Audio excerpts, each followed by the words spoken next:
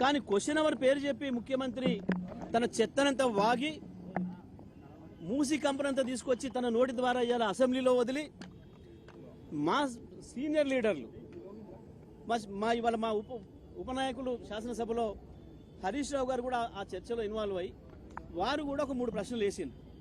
చాలా పద్ధతిగా మొత్తం కూడా చూసింది, దేశమంతా కూడా చూసింది, ప్రజలందరూ కూడా చూసింది. ఒక ప్రధానమైన ప్రతిపక్షంగా ఇంత బాధ్యతాయుతంగా మేము ఒక ప్రశ్నలు అడిగినాము ప్రజల తరఫున.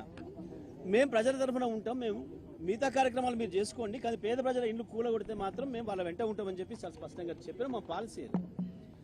ఆ తర్వాత ముఖ్యమంత్రి ఇష్టం వచ్చినట్టు దాడి చేసేసి మాకు అవకాశం ఇవ్వకుండా ఇంకొక ప్రతిపక్షానికి అవకాశం ఇచ్చేసేసి మూసేస్తున్నప్పుడు మేము మా రెండవ శాసనసభ్యురాలు మా ఇంకో ఉపనాయకురాలు సబితా ఇంద్రారెడ్డి గారికి అవకాశం వస్తే వారు మూసి ప్రస్తావన తేగానే స్పీకర్ గారు మైక్ కట్ చేస్తారు. సునీతా లక్ష్మారెడ్డి గారికి అవకాశం ఇచ్చి వారు మాట మొదలుపెట్టే ముందే మళ్ళీ కట్ చేసిండ్రు. మా ఇంకో డిప్యూటీ లీడర్ గారు తలాసన శ్రీనివాస్ యాదవ్ గారు సీనియర్ నాయకులు వారు మాట్లాడి ఇది పద్ధతి కాదు, శాసనసభను ఇట్లా నడిపితే ఎట్లా, మా సభ్యులు ఒక్క మాట కూడా అనలేదు, ముఖ్యమంత్రి గారు వారి ఇష్టం వచ్చిన పద్ధతుల్లో మాట్లాడినరు, ఇది సరైనది కాదు అని చెప్పి వారు మాట్లాడుతుంటే వారు మైక్ కట్ చేసారు. చివరికి మళ్ళీ మేమందరం డిమాండ్ చేస్తే హరీష్ రావు గారికి మైక్ ఇచ్చి దాన్ని కూడా కట్ చేసేసి మీరు ముఖ్యమంత్రిని విమర్శ చేస్తే నేను మైక్ ఇవ్వను అని చెప్పి మాట్లాడితే అసలు ఇది మన ప్రజాస్వామ్యమేనా, సభ నడిపే విధానమేనా? ఇది ముఖ్యమంత్రిని విమర్శించకపోతే ముఖ్యమంత్రిని డబ్బా కొట్టడానికి వస్తుందా ప్రతిపక్షం ఎక్కడన్నా? ప్రతిపక్షానికి స్పీకర్ గారు నిర్దేశిస్తాడా ఏం మాట్లాడాలో? ముఖ్యమంత్రిని పొగుడుతూ మాట్లాడమని స్పీకర్ గారు రాసిచ్చింది చదవడానికి వస్తుందా సభకి ఎక్కడైనా ఎవరైనా ప్రతిపక్షం?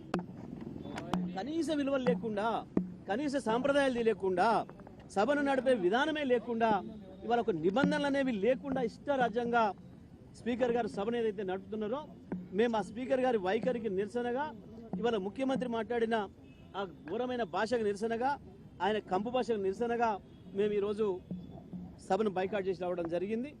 తప్పకుండా ఈ పద్ధతి ఇలాగే కొనసాగితే సభను ముఖ్యమంత్రి స్పీకర్ గారు ఒకరే నడుపుకోవాల్సి వస్తుంది తప్ప మిగతా వాళ్ళు రారు. ఇది ప్రజాస్వామ్యంలో జరగాల్సిన విధానం కాదు. ఇప్పటివరకు భారతదేశంలో ఏ సభ చరిత్రలో కూడా ఈ రకంగా ఒక స్పీకర్ రూలింగ్ ఇచ్చే పద్ధతి ఉండదు. ముఖ్యమంత్రి గారిని పొగడండి, మీరు ముఖ్యమంత్రిని విమర్శిస్తే నేను అవకాశం ఇవ్వమని చెప్పడానికి స్పీకర్ గారికి అటువంటి అవకాశమే లేదు, ఏ నిబంధనలలో కూడా లేదు. కానీ నిబంధనలు ఏమీ లేవు, మా ఇష్టం వచ్చి నడుపుతాం, మేము ఏం చెప్తే కదా ఇక్కడ అనుకుంటే మాత్రం కరెక్ట్ కాదు.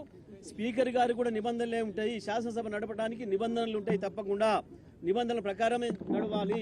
సభలో అందరి సభ్యులకు సమాన హక్కులు ఉంటాయి, వాళ్ళ హక్కుల్ని కాపాడాల్సిన బాధ్యత మాత్రమే స్పీకర్ గారికి ఉంటుంది. ఈ విషయాలు కూడా మర్చిపోయి ఏకపక్షంగా ప్రభుత్వానికి సపోర్ట్ చేస్తూ ఏదైతే స్పీకర్ గారు ఇవాళటువంటి మాటలు మాట్లాడినరో మేము దానికి నిరసనగానే మేము ఈ రోజు సభను బాయ్కాట్ చేసి రావడం జరిగింది.